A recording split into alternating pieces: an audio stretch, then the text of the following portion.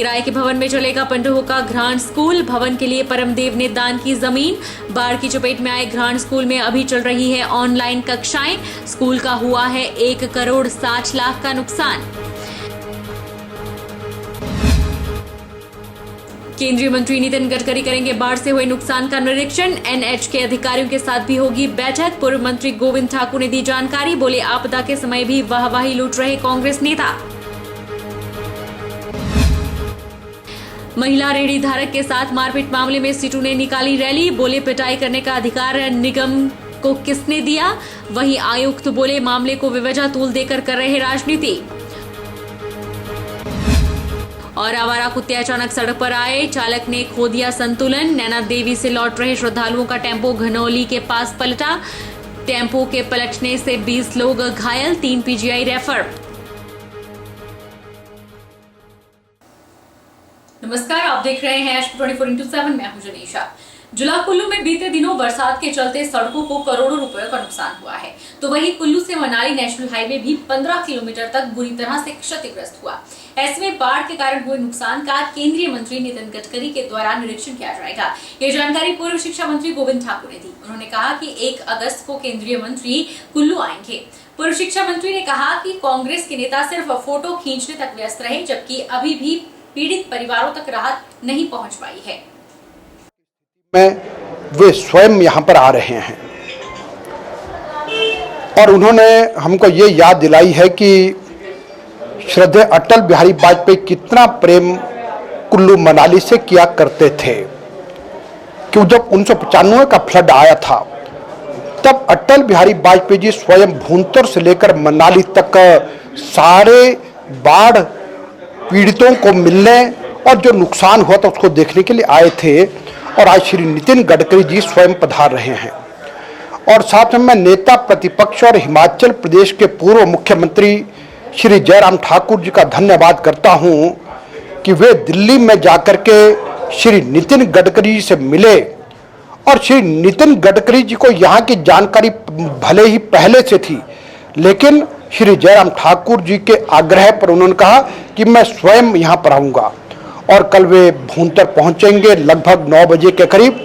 और उसके पश्चात भूंतर से बजौरा और बजौरा से लेफ्ट बैंक 4 लेन से होते हुए रामशिला कुल्लू और कुल्लू से नेशनल हाईवे से होते हुए राइट बैंक से मनाली तक जहां जहां नुकसान हुआ उस सबको देखेंगे। और लेफ्ट बैंक से होते हुए बड़ा गढ़ रिजॉर्ट्स घुड़दौड़ में पहुंचेंगे और वहां पर एनएचआई के द्वारा प्रेजेंटेशन दी जाएगी और वहीं पर वो मीडिया से भी बातचीत करेंगे। और उसके पश्चात वहां से उनकी वापसी होगी और एरियल सर्वे किया जाएगा पंडोह तक का। तो ये कार्यक्रम कल श्रीमान नितिन गडकरी जी का है। 9 और 10 जुलाई की बाढ़ की चपेट में आए सीनियर सेकेंडरी स्कूल घ्राण में आज से स्कूल खुलते ही ऑनलाइन कक्षाएं शुरू कर दी गई हैं। स्कूल भवन की पूरी तरह से तहस नहस हो जाने के कारण यहां शिक्षकों के बैठने के लिए भी जगह नहीं बच पाई है। अब स्कूल प्रबंधन ने 8 कमरे, 1 हॉल, 4 शौचालय और 2 खेत किराए पर लिए हैं, जहां व्यवस्थाएं होते ही स्कूल में कक्षाएं शुरू कर दी जाएंगी। 9 और 10 जुलाई की बाढ़ की चपेट में आई सीनियर सेकेंडरी स्कूल घ्राण में आज से स्कूल खुलते ही ऑनलाइन कक्षाएं शुरू कर दी गई हैं। बाढ़ के कारण घ्राण स्कूल को 1,60,00,000 का नुकसान हुआ है। इसमें 8 कमरों की 2 मंजिल बिल्डिंग पूरी तरह धराशायी हो चुकी है, जिसमें साइंस ब्लॉक, प्रिंसिपल और clerk office, ITES lab, security lab, ICT lab, 2 smart room और 1 स्पोर्ट्स रूम शामिल था। इसके अलावा दूसरी बिल्डिंग में भारी मात्रा में सिल्ट और मलबा घुस गया है। यह भी पूरी तरह से जर्जर हो चुकी है। इसके साथ ही स्कूल का मैदान और शौचालय भी पूरी तरह नष्ट हो गया है। अब स्कूल प्रबंधन ने घ्राण के साथ लगते सुमा गांव में चंद्रमणि और परमदेव के घर पर 8 कमरे, 1 हॉल, 4 शौचालय और 2 खेत किराए पर लिए हैं। स्कूल प्रधानाचार्य रीनू शर्मा ने बताया कि किराए पर लिए भवनों में बच्चों के बैठने की सारी व्यवस्था की जा रही है। व्यवस्थाएं होते ही स्कूल में कक्षाएं शुरू कर दी जाएंगी। सुमा नामक उपगांव में अस्थायी व्यवस्था जो है बच्चों की बैठने की जाएगी, जिसके अंतर्गत इन्होंने 2 बिल्डिंग्स जो हैं वो किराए के लिए दी हैं, जिसमें लगभग 8 कमरे और 2 हॉल हैं और 1 किचन का शेड है, 4 टॉयलेट्स हैं। इसके साथ के साथ प्लेग्राउंड के लिए दो खेत जो हैं उनके द्वारा जो है वो दिए जा रहे हैं। अब 2-4 दिनों में जैसे ही थोड़ा बैठने की व्यवस्था हो जाएगी तो हमारी ऑफलाइन क्लासेस जो हैं हम वहां पर शुरू कर पाएंगे। अब इस स्कूल में बच्चों को पढ़ाना बहुत मुश्किल है। मैं सरकार से उम्मीद रखता हूं कि इस स्कूल को अब सुरक्षित जगह पर ले जाएं। स्कूल संचालन के लिए अपने घर के कमरे किराए पर देने वाले 70 वर्षीय बुजुर्ग परमदेव ने अपनी निजी भूमि को स्कूल भवन बनाने के लिए दान में देने का ऐलान भी कर दिया है। स्कूल प्रबंधन जब नया भवन बनाने के लिए जमीन तलाशने लगे तो उन्हें कहीं पर भी जमीन नहीं मिली। ऐसे में परमदेव से गांव वालों ने संपर्क किया तो उन्होंने तुरंत इसके लिए हामी भर दी और अपनी 1.5 बीघा जमीन दान देने के लिए राजी हो गए। परमदेव ने बताया कि उन्होंने गाँव वालों की मांग पर और बच्चों की सुविधा के लिए अपनी जमीन दान में देने का निर्णय लिया है।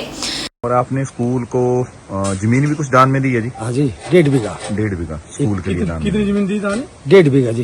1.5 बीघा। 1 बीघा 10 बीसू है। 10 बीस। ये किसने बोला आपको दान देने के लिए? वो जी ऐसे आया और पूरा सब लोग आ गए। सब लोग आए? हाँ, पंचायत वाले लोग भी आए? पंचायत वाला भी आए, सारे आए। मतलब तू दे तेरे पास है। हाँ। बड़ी मुश्किल है स्कूल के लिए। ठीक है। तो मैं बोलता चलो ठीक है। आपने सब स्कूली बच्चों के लिए सोचा? हाँ जी, हाँ जी। कोई दबाव नहीं है, अपनी मर्जी से दिया? मर्जी से, कोई नहीं, कोई अपनी मर्जी से अपनी दिया। इच्छा अनुसार। अपनी इच्छा से। अपनी इच्छा। वहीं अभी स्कूल प्रबंधन ने बच्चों की सुविधा के लिए ऑनलाइन कक्षाएं तो शुरू कर दी है, लेकिन ऑफलाइन कक्षाएं जल्द से जल्द शुरू होना बेहद जरूरी है। स्कूल में कक्षा 6ठी से लेकर 12वीं तक 231 बच्चे पढ़ते हैं और इन्हें स्कूल जल्द खुलने का इंतजार है। मुंबई की 2 कंपनियां हिमाचल प्रदेश के बाढ़ प्रभावितों के लिए 2 करोड़ की राहत सामग्री लेकर यहां पहुंची है। एमरी केयर्स और हनीवेल कंपनी ने बाढ़ प्रभावितों की मदद के लिए Himachal Pradesh Voluntary Health Association New Shimla के साथ संपर्क किया और राहत सामग्री लेकर यहां पहुंची। मुंबई की 2 कंपनियां हिमाचल प्रदेश के बाढ़ प्रभावितों के लिए 2 करोड़ की राहत सामग्री लेकर पहुंची है। पंडोह के बाढ़ प्रभावित 200 परिवारों को यह राहत किटें बांटी गई, जिसमें लोगों की रोजमर्रा की जरूरतों का सामान शामिल है। हनीवेल कंपनी की तरफ से आए ऋषिराज भागवत ने बताया कि एमरिकेयर्स और हनीवेल कंपनी मंडी, कुल्लू, शिमला और सोलन में बाढ़ प्रभावितों को 2000 किटें बांटने के लिए लाई हैं। जैसे ही हमको पता चला कि हिमाचल में बाढ़ आई हुई है तो एमरिकेयर्स जो हमारे पार्टनर है हेल्थ केयर में, उन्होंने हमको बताया कि क्या हम वहाँ पे मदद कर सकते हैं। बेसिकली मुंबई में हमारा बेस है तो हमने सोचा कि क्यों ना करें और हमने इमीडिएटली उनको हाँ बोला और एमरिकेयर्स ने Himachal Pradesh Voluntary Health association को कांटेक्ट किया और उनके माध्यम से हम यहाँ आए हैं। हम 2000 किट लेके आए हुए हैं। हम कोशिश करते कि हमारा छोटा सा कुछ मदद हो। हम लोग सारा तो कुछ कर नहीं पाएंगे पर जो हो सकेगा वो करेंगे और कोशिश यही है कि जो भी हम लोग ने दिया है उसका लाभ लोग उठाएंगे।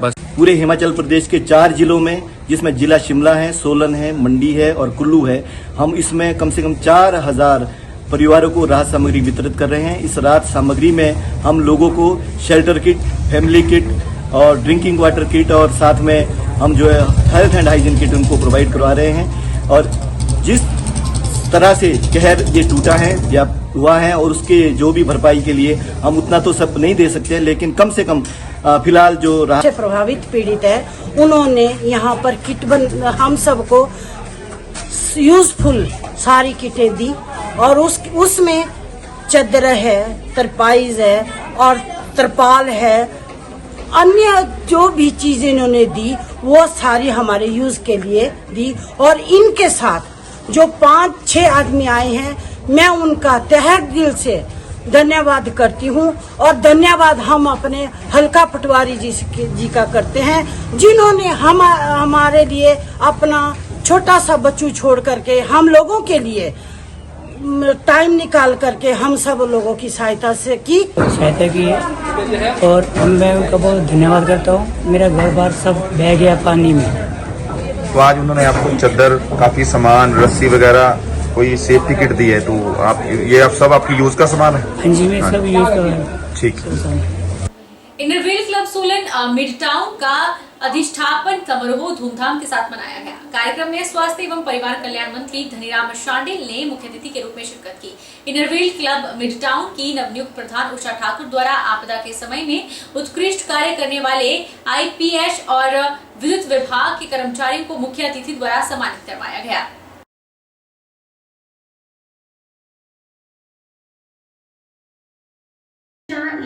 बहुत अच्छा लगा कि इनरव्हील महिला शक्ति को प्रदर्शित करता है। महिला शक्ति ऑर्गेनाइजेशन में और काम को सुचारू ढंग से करने में मैं समझता हूँ एक अच्छी मिसाल है समाज की।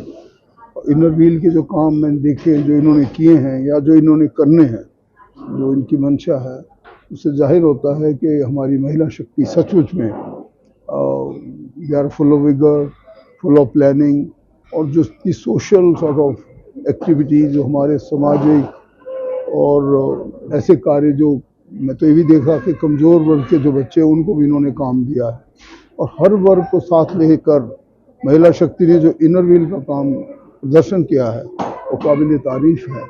और हमारी सरकार भी इनके कामों में जो इनके कोई ऐसे काम हो जो समाज के उत्थान के लिए होंगे उसमें बाकायदा अपना योगदान देगी।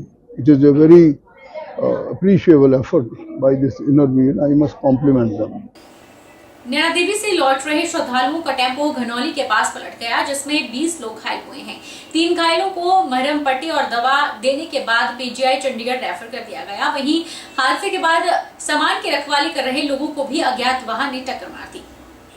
नैना देवी से लौट रहे श्रद्धालुओं का टेम्पो घनौली के पास पलट गया। जब वे घनौली के हड्डा रोड़ी के पास पहुंचे तो हड्डा रोड़ी के आवारा कुत्ते अचानक सड़क पर आ गए। इसी दौरान टेम्पो चालक अपना संतुलन खो बैठा और टेम्पो सड़क किनारे पलट गया, जिसमें करीब 20 श्रद्धालु घायल हो गए।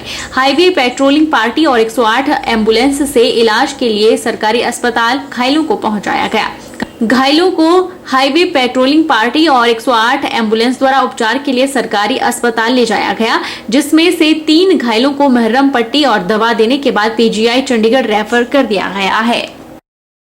रोड पे हो गई थी, उधर से ड्राइवर का नींद लग गया था और चमनिया की रोड पे एक बाइक उलट गया। कहाँ से आ रहे थे माता जी के। कहाँ जाना था? जाना था हम लोग को चंडी फोकल पॉइंट में 8 फेस में घर जाना था। लुधियाना से आए थे, नैना देवी गए थे। नैना देवी से लौट के आ रहे थे, फिर मेरी आंख लग गई। 2 बंदे और लेटे थे, वो भी सो गए थे। मेरी भी आंख लग गई, मैं साइड करते करते लड़ गई थी। कहाँ पे हुआ एक्सीडेंट? जी मैं जानता नहीं, हापड़ के उधर ही था। कब गए थे नैना देवी? कल रात में गए थे। आज मत्था टेक के वापस आ रहे? हाँ जी, मत्था टेक के वापस आ रहे थे। आती रही और दावत में रोड के एकदम साइड में चली गई। कहाँ से आ रहे थे, कहाँ जा रहे थे? चितमनी से वापस आ रहे हैं। कहाँ जा रहे थे? गाँव के लुधियाना जा रहे हैं। ਇਹ ਜੀ ਇੱਕ ਗੁਰਦੁਆਰਾ ਸਾਹਿਬ ਹੈ ਇੱਥੇ ਪਰਿਵਾਰ ਵਿਛੋੜਾ ਦੇ ਕੋਲ। ਉੱਥੇ ਇੱਕ ਇਹ ਆਟੋ ਪਲਟ ਗਿਆ ਹੈ। ਡਰਾਈਵਰ ਨੂੰ ਕਹਿੰਦੇ ਨੀਂਦ ਦੀ ਝਪਕੀ ਆ ਗਈ, ਉਹਦੇ ਕਰਕੇ ਆਟੋ ਪਲਟ ਗਿਆ। ਉਹਦੇ ਵਿੱਚ 12 ਪੈਸੇਂਜਰਸ ਸੀਗੇ, ਸਾਰਿਆਂ ਨੂੰ ਚੋਟ ਲੱਗੀ ਹੈ, ਜਿਸ ਦੇ ਵਿੱਚੋਂ ਕਿ 3 ਥੋੜ੍ਹੇ ਜ਼ਿਆਦਾ ਸੀਰੀਅਸ ਨੇ, ਇੱਕ ਬੱਚਾ ਹੈ ਤੇ 2 ਐਡਲਟਸ ਨੇ। ਉਹਨਾਂ ਨੂੰ ਅਸੀਂ पीजीआई रेफर कर रहे हैं ਤੇ बाकी ਸਾਰਿਆਂ ਦਾ इलाज ਇੱਥੇ शुरू हो गया है। महादेवी से हमीरपुर जा रही निजी बस सोमवार को टौणी देवी स्कूल के ठीक ऊपर बस अनियंत्रित हो गई। पुलिस की प्रारंभिक जांच में पाया गया कि बस का स्टीयरिंग रॉड टूट गई। गनीमत ये रही कि बिजली के पोल के सहारे बस अटक गई, वरना सीधे स्कूल भवन पर गिरती। महादेवी से हमीरपुर जा रही एक निजी बस सोमवार को टौणी देवी स्कूल के ठीक ऊपर बिजली के पोल से अटक गई।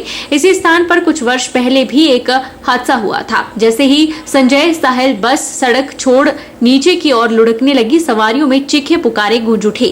गनीमत यह रही कि बिजली के पोल के सहारे बस अटक गई, वरना सीधे स्कूल भवन पर गिरती। सवारियों को खिड़कियों के रास्ते बाहर निकाला गया। तहसीलदार डॉक्टर आशीष शर्मा ने बताया कि सभी सवारियां सुरक्षित है, स्कूल के कमरों को खाली करवा दिया गया है।